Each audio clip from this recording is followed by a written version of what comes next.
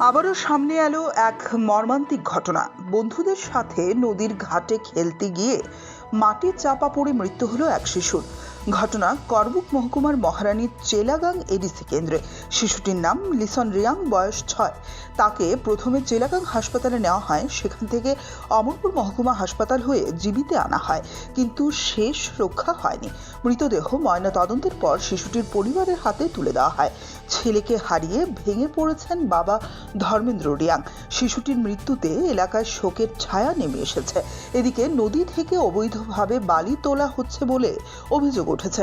আবার অনেক চালকরাও অসতর্ক অবস্থায় কিংবা নেশাগ্রস্ত অবস্থায় থাকেন, তাই সব দিক তদন্তের দাবি উঠেছে। বিভিন্ন জায়গায় নদীর ঘাটে অবৈধভাবে বালি তোলার অভিযোগ নতুন কিছু নয়। প্রশাসনকে এই বিষয়ে কঠোর পদক্ষেপ নেওয়ার দাবি দীর্ঘদিনের। বাচ্চারা যখন মারা যায়, ওনাদের একজনই ছেলে। এই ছেলেটা কিন্তু আমরা কোটি টাকা দিলে আমরা পাওয়া যাবে না, কিন্তু যেজন হারায়, বাচ্চাদের যারা হারান, ওনারাই বোঝে ওনাদের ভবিষ্যৎটা, মা বাবার ভবিষ্যৎটা কী হয়ে কেমন কন্ডিশনে দাঁড়াবে, এটা কিন্তু ওনারা যারা হারিয়েছে ওনারাই জানবে। তো এখানে আমি বলতে চাই, আমাদের সিএম স্যারের কাছে ওইটাই বলতে চাই, আপনি ওই দিকটা যেন লক্ষ্য রাখেন।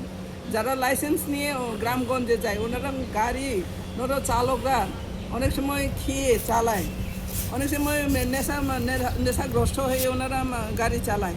তো আমি যতটুকু আমার জানার মতে স্পিডে চালায়। গ্রামগঞ্জে এতটা শিশুরা অ্যালার্ট না, টাউন বন্দরের মতো হয় না। তো ওখানে আমাদের এই ঘটনাটা ঘটছে ওইটার কারণে, যে জায়গাটার মধ্যে কেনা বলে ওনাদেরকে কোনো কিছু অ্যালার্ট করা হয়নি। কি মনে হয় তারাকে স্নান করতে গেছিল ওই বালুর ঘাটে? হ্যাঁ, চান করতে গেছিলো। ওনারা তো মানে অনেক দীর্ঘ বছর ধরে ওনারা ওখানে বসবাস করেন, গ্রামের লোকেরা ওখানে ঘাটে চান করেন। তো শিশুরা তো এতটা বোঝে না যে ওখানে মাটি এসে পড়বে, এটা তো ওরা বোঝে না। ওখানে চানের ঘাটের কিনারে যে বালু তোলা, ওটা অনেক দিক দিয়ে ক্ষতি, শুধু মানুষ নয়, এমনকি জায়গা পর্যন্ত ক্ষতি হয়।